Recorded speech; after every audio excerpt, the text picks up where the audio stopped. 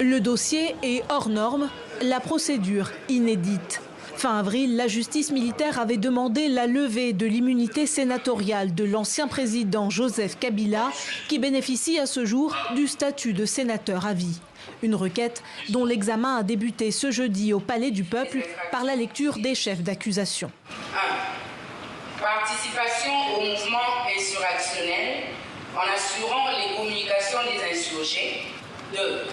La trahison en entretenant des intelligences avec une puissance étrangère, en l'occurrence le Rwanda, ou avec ses agents, le mouvement terroriste M23 AFC. 3. La participation à des crimes de guerre.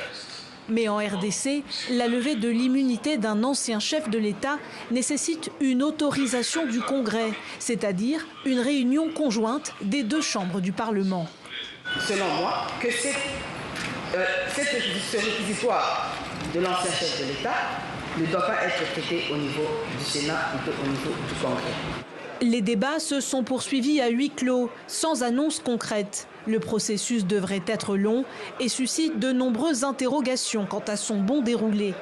Ces dernières semaines, Jacquemain Chabani, vice-premier ministre chargé de l'Intérieur, et Constant Moutamba, ministre de la Justice, ont accusé Joseph Kabila de jouer un rôle actif dans le conflit armé en cours dans l'est du pays.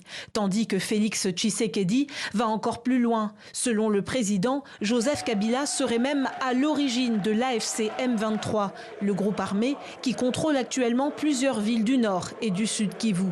De son côté, le parti de l'ex-président, suspendu par le gouvernement, conteste ces accusations et parle d'affabulation. Selon plusieurs experts, une commission chargée d'examiner la requête en profondeur pourrait être constituée.